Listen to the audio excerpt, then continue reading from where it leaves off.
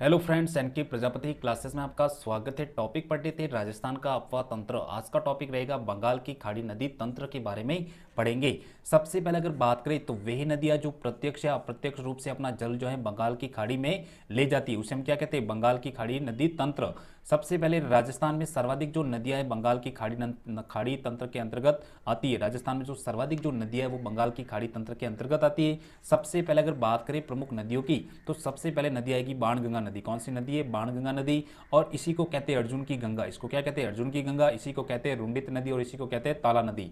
बाणगंगा नदी के उद्गम स्थल की बात करें तो बैराट की पहाड़ या जयपुर से इसका उद्गम स्थल होता है। बैराट के प्राचीन नाम की बात करें तो विराटनगर था। बाणगंगा नदी के किनारे बैराट सभ्यता विकसित हुई। एक सभ्यता थी जिसका नाम था बैराट, ठीक है, जो कि लोह युगीन सभ्यता मानी जाती है। ये कौन सी सभ्यता थी? लोह युगीन सभ्यता। बाणगंगा नदी का जो अपवाद क्षेत्र की बात करें तो जयपुर जिला, दौसा, भरतपुर।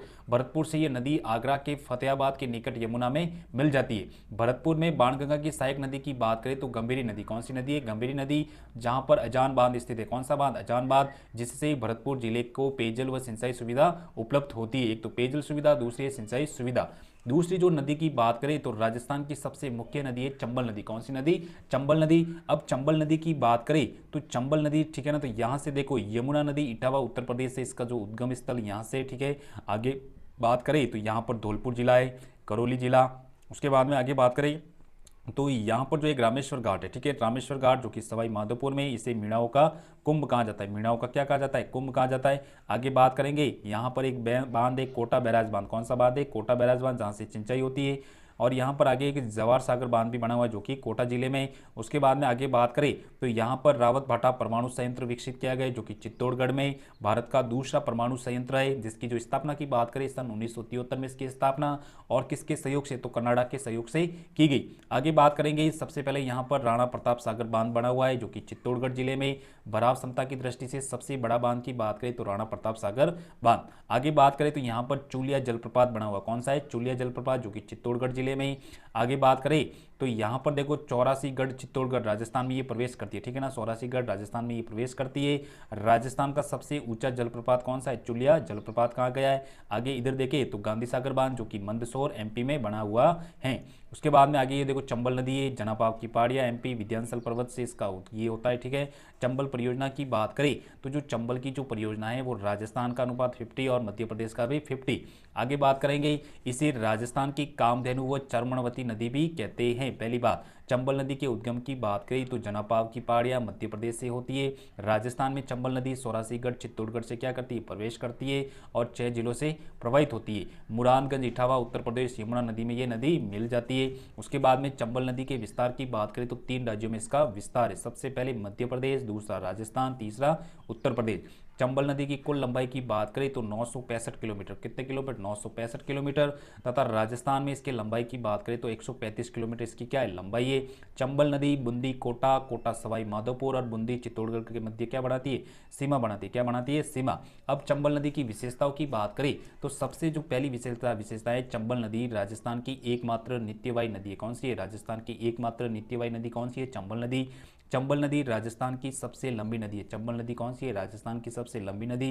चंबल नदी राजस्थान में सतही जल, जल की उपलब्धता, जल की उपयोगिता की दृष्टि से ये सबसे बड़ी नदी मानी गई है, क्योंकि राजस्थान में सर्वाधिक जो नदियां हैं चंबल नदी तंत्र के अंतर्गत आती है। मतलब जो राजस्थान की जो सबसे बड़ी नदी की बात करें तो वो चंबल है, और राजस्थान में सर्वाधिक नदियां चंबल नदी तंत्र के अंतर्गत ही आती है। आगे बात करें चंबल नदी जो है चित्तौड़गढ़ में राजस्थान का सबसे ऊंचा जलप्रपात जो कि चूलिया जलप्रपात भी स्थित है। ये भी चीज अपन को याद रखनी है। आगे धौलपुर सवाई माधोपुर के क्षेत्रों में चंबल नदी के समीपवर्ती क्षेत्रों में अत्यधिक कटाव के कारण भीड़ बन गई। क्या बन गई? भीड़ बन गई, जिसे डाकुओं की शरण स्थली भी कहा जाता है। तो ये भी क्वेश्चन यहाँ से आया हुआ क्वेश्चन है, ठीक है ना। चंबल नदी हाड़ौती के पठार की मुख्य नदी है। चंबल नदी जो है हाड़ौती के पठार की क्या है? मुख्य नदी है। चंबल बेसिन में नवीन जलोढ़ मृदा खादर का क्या है? विस्तार है। नवीन जो जलोढ़ मृदा को हम क्या कहते हैं? खादर, उसका क्या है? विस्तार। अब चंबल नदी से संबंधित प्रमुख परियोजनाओं की बात करें तो ये चंबल नदी घाटी परियोजना, सबसे पहली जो परियोजना है चंबल नदी घाटी परियोजना, ये एक बहुउद्देशीय परियोजना मानी गई है, जिसमें सिंचाई और विद्युत उत्पादन क्या है? प्राथमिक उद्देश्य है। ये राजस्थान और मध्य प्रदेश की एक संयुक्त परियोजना है, जिसमें दोनों का 50-50% की क्या हिस्सेदारी है। प्रथम योजना काल में चंबल नदी घाटी योजना को 3 चरणों में पूरा किया गया। प्रथम चरण, द्वितीय चरण और तृतीय चरण की बात करें तो सबसे पहला चरण में गांधी सागर बांध और विद्युत गृह जो कि 119 मेगावाट जो कि मंदसौर मध्य प्रदेश में विकसित किया गया। दूसरे की बात करें राणा प्रताप सागर बांध की बात करें, विद्युत गृह यहाँ पर 172 मेगावाट रावतभाटा चित्तौड़गढ़ में स्थापित किया गया जो कि जल विद्युत उत्पादन की दृष्टि से राजस्थान का सबसे बड़ा बांध माना गया है। तीसरा है जवाहर सागर बांध की बात करें तो इसका जो है 105 मेगावाट बोरावास कोटा में बना हुआ है, ठीक है ना। और यहाँ पर कोटा बैराज बांध की बात करें तो कोटा जो कि पेयजल के लिए इसको बनाया गया। उसके बाद में चंबल नदी की प्रमुख सहायक नदियों की बात करें तो चंबल नदी में पश्चिम बाई ओर से मिलने वाली सहायक नदियों की बात करें, सबसे पहली जो नदी है बावनी नदी। कौन सी नदी है? बावनी नदी, जिसको ब्राह्मणी नदी भी कहते हैं। बावनी नदी के उद्गम स्थल की बात करें हरिपुरा की पहाड़ियाँ चित्तौड़गढ़ से होता है और ये भैंसरोडगढ़ चित्तौड़ में चंबल से मिलती है। चंबल और बावनी नदियों के संगम पर एक दुर्ग बना हुआ है भैंसरोडगढ़ दुर्ग। कौन सा दुर्ग? भैंसरोडगढ़ दुर्ग। दूसरी नदी है कुराल नदी की बात करें तो कुराल नदी के उद्गम की बात करें उपरमाल के पठार चित्तौड़गढ़ से होता है। इसका अपवाह क्षेत्र की बात करें चित्तौड़, बूंदी, कोटा और कोटा में ये चंबल नदी में मिल जाती है। कुराल की जो सहायक नदी है वो मेज नदी। कुराल की सहायक नदी कौन सी है? मेज नदी। अब चंबल नदी में दाई ओर से पूर्व से मिलने वाली सहायक नदियों की बात करें, सबसे पहली नदी है पार्वती नदी। कौन सी नदी? पार्वती नदी के उद्गम की बात करें सीहोर क्षेत्र मध्य प्रदेश से होता है और ये राजस्थान में प्रवेश करायाट बारा से करती है। पार्वती नदी जो है पालियाग्राम सवाई माधोपुर में चंबल नदी में मिल जाती हैं। पालियाग्राम सवाई माधोपुर में ये मिल जाती है। कालीसिंध नदी की बात करें जो दूसरी नदी है कालीसिंध। कालीसिंध नदी का उद्गम बागली ग्राम की पहाड़ियाँ देवास मध्य प्रदेश से होता है। राजस्थान में कालीसिंध नदी का प्रवेश बिंदा, रायपुर, झालावाड़ से होता है और नानेरा, कोटा में चंबल नदी में मिल जाती हैं। तो ये नदी थी कालीसिंध नदी। उसके बाद में आहू तथा परवन जो है काली सिंध की क्या एक सहायक नदी है, ठीक है। काली सिंध तथा आहू का संगम बारा की सीमा बनाता है। काली सिंध और आहू नदियों के संगम पर झालावाड़ में एक दुर्ग बना हुआ जिसे कहते हैं गागरोन का दुर्ग, जो कि जल दुर्ग है। काली सिंध और परवन नदी के किनारे मनोर थाना दुर्ग भी स्थित है। परवन नदी के किनारे बारा जिले में शेरगढ़ दुर्ग जिसे कोष्ठवर्धन दुर्ग भी कहा जाता है।